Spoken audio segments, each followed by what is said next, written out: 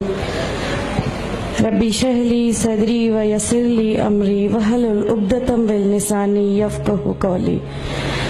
الحمدللہ، میں راحلہ سلیم ڈاکٹر محمد سلیم کی وائف ہوں۔ الحمدللہ ہم لوگ بھوپال سے بلونگ کرتے ہیں۔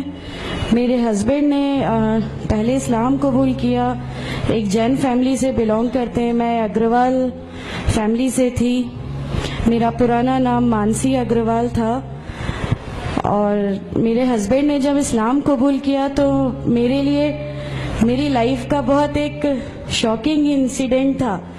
میں نے فرسٹ ٹائم کسی کو پہلی بار دیکھے، میں نے کسی کو نماز پڑھتے ہوئے دیکھا۔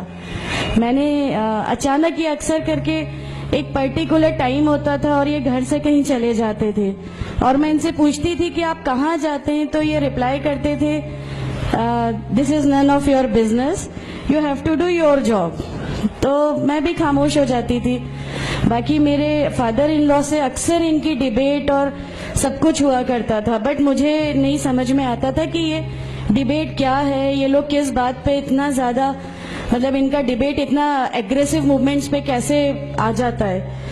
تو باقی پھر ایک دھیرے دھیرے جب مجھے یہ اسلام کے پہلے تو یہ لوگ نہیں بتائے، بٹ فرسٹ ٹائم جب میں نے ان کا فجر کی نماز تھی اور اچانک میری نیند کھلی اور میں نے ان کو نماز پڑھتے ہوئے دیکھا، میں نے ان سے پوچھا کہ آپ کیا نماز پڑھ رہے ہیں، کیونکہ صرف ٹیلی ویژن پہ دیکھا تھا کہ ہاں ایسے جو کرتے ہیں وہ نماز کے ایکشنز ہیں۔ میں نے ان سے پوچھا کہ آپ نماز پڑھ رہے ہیں، انہوں نے کہا کہ ہاں میں نماز پڑھ رہا ہوں۔ میں نے بالکل دیر نہیں کی میرے فادر ان لا کو بتانے میں۔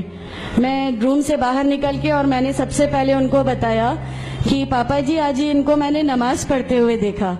تو انہوں نے مجھ سے کہا کہ ٹھیک ہے خاموش رہو، ابھی کسی سے کہنا نہیں، ہم دیکھیں گے کیا کر سکتے ہیں۔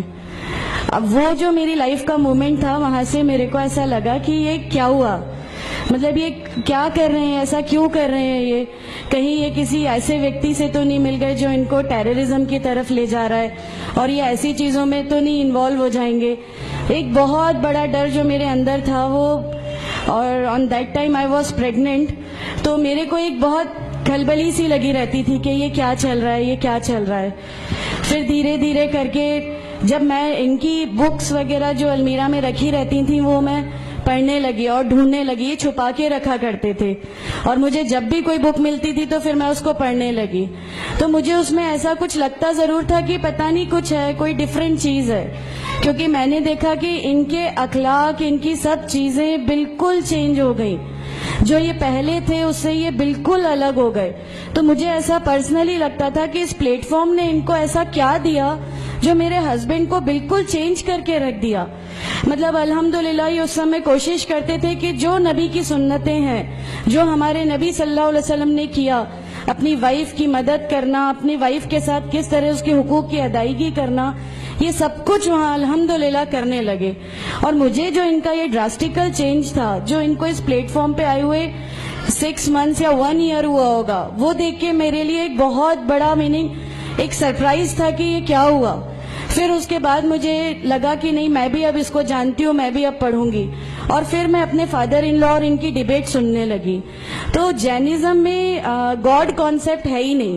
ہر وہ ویکتی جو بہت زیادہ علم حاصل کر لیتا ہے، بہت زیادہ نالج حاصل کر لیتا ہے، تو وہ ایک لمٹ پر آ کر نعوذ باللہ گاڈ کا وہ مقام حاصل کر لیتا ہے، اور لوگ اسی کی پھر پوجا کرنے لگتے ہیں، اسی کی ورشپ کرنے لگتے ہیں۔ تو میرے دماغ میں اگروال فیملی سے تھی، تو میرے دماغ میں تھا کہ نہیں، ہمارے جو بھگوان ہیں وہ 3-4 ہاتھ والے ہیں، ان کا کیا ایک ہی گاڈ ہے جس کو جا کے آپ کو پوجنا ہے؟ تو نہیں، میں ان سے تو کچھ نہیں مانگوں گی، 3-4 ہاتھ والے بھگوان ہی ہوتے ہیں، یہ نہیں کچھ وہ ایسا رکھتے۔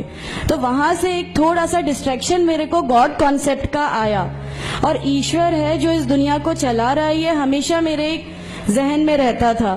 تو مجھے میرے فادر ان لا کہیں نہ کہیں اس پلیٹ فارم پہ آ کے غلط لگنے لگے کہ نہیں، یہ جو کہہ رہے ہیں وہ صحیح ہے، اور ان کی جو ڈیبیٹ ہے اس کا اینڈ جو ہے وہ یہ صحیح ہے۔ پھر دھیرے دھیرے کر کے مجھے ان کی چیزوں پہ یقین آنے لگا الحمدللہ۔ پھر ہمارے ایک فیملی فرینڈ ہیں، ان کے یہاں یہ مجھے لے گئے۔ وہاں پر کسی نے مجھ سے کہا کہ میں بہت بزرگ ہو چکا ہوں، کلیم صدیقی صاحب ہیں، مجھے ان کا نام دھیان نہیں ہے اچھے سے، بٹ انہوں نے مجھ سے کہا بیٹا میں بہت بزرگ ہو چکا ہوں, میں چاہتا ہوں تم کلمہ پڑھ لو, میری زندگی رہے نہ رہے, میں آپ سے ملوں نہ ملوں, تو آپ کلمہ پڑھ لو. تو الحمدللہ میں نے کلمہ پڑھ لیا. کلمہ پڑھنے کے بعد بھی جب ہم گھر لوٹ رہے تھے تو میں نے ان سے کہا کہ میں نے صرف ابھی کلمہ پڑھا, ابھی آپ یہ مت سمجھیے گا کہ میرے کو سب سمجھ میں آ گیا اور میں اس چیز کو مان لوں گی. انہوں نے کہا نہیں, تمہاری مرضی, کسی میں کوئی فورس نہیں ہے. تو الحمدللہ اللہ تعالیٰ کا احسان ہے, اس کلمے کی طاقت تھی. اور یہ ہمیشہ کہتے تھے تمہیں کوئی دعا مانگنی ہے تو تہجد میں مانگا کرو, تہجد کا جو ٹائم ہوتا ہے وہ بہت قیمتی ہوتا ہے اور اس میں اللہ تعالیٰ سب کی دعائیں قبول کرتا ہے. انہوں نے مجھے ایک دعا سکھائی تھی کہ تم ایک دعا مانگو کہ یا میرے رب اگر میرا ہسبینڈ غلط راستے پر ہے تو اس کو صحیح راستے پہ لیا, اور اگر میں غلط راستے پہ ہوں تو مجھے صحیح راستہ دکھا دے. الحمدللہ میں یہ دعا کنٹینیو مانگتی تھی. ایک بار میری نیند الحمدللہ تہجد میں کھلی اور بس میں نارمل جیسے ایک دھیان کرتے ہیں ویسا میں بیٹھ گئی اور اپنے آپ اچانک دل چاہا کہ بس سجدہ کروں. میری زندگی کا وہ پہلا سجدہ تھا اور اس بہت لمبا سجدہ تھا, اور اس سجدے میں نے میرے رب سے کیا کیا مانگ لیا مجھے بھی نہیں یاد ہے. اور اس سمے مجھے ایسا فیل ہو رہا تھا جیسے اللہ تعالیٰ خود مجھ سے بات کر رہا ہے, اللہ میرے سوالوں کا جواب خود دے رہا ہے. الحمدللہ بس اس کے بعد تو ایسا لگا کہ نہیں, اسلام حق ہے اور اسلام پہ ہی چلنا ہے. اس کے بعد پھر بہت ساری پریشانیاں لائف میں آئیں, سب کچھ آیا, بٹ الحمدللہ اللہ کا احسان ہے کہ اللہ تعالیٰ نے ہر پریشانی, ہر چیز کو ایسے لے لیا کہ ہم لوگوں کو کبھی احساس ہی نہیں ہونے دیا کہ یہ کوئی پریشانی تھی. ایسا لگا کہ اللہ کی پوری راہ میں ہم لوگوں کو ریوارڈ ہی ملنا ہے اس چیز کا, اور اللہ ہمیں اس کا ریوارڈ ہی دیتا چلا جائے گا.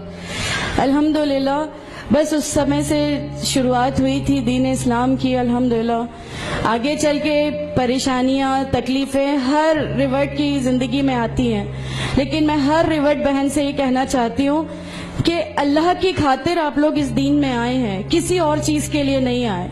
تو اللہ ہی کی خاطر ان پریشانیوں کو بھی جھیلیے, اللہ ہی کی خاطر جھیلیے. اللہ تعالیٰ اگر آپ لوگوں سے ماشاءاللہ, میں جب گھر سے نکلی, جب ہمارے فادر ان لا نے ہمیں گھر سے نکالا, میرے بچے کی, چھوٹا بچہ تھا, چھوٹے والے کی صرف ایک دودھ کی بوتل تھی, اس کے علاوہ کچھ بھی نہیں تھا.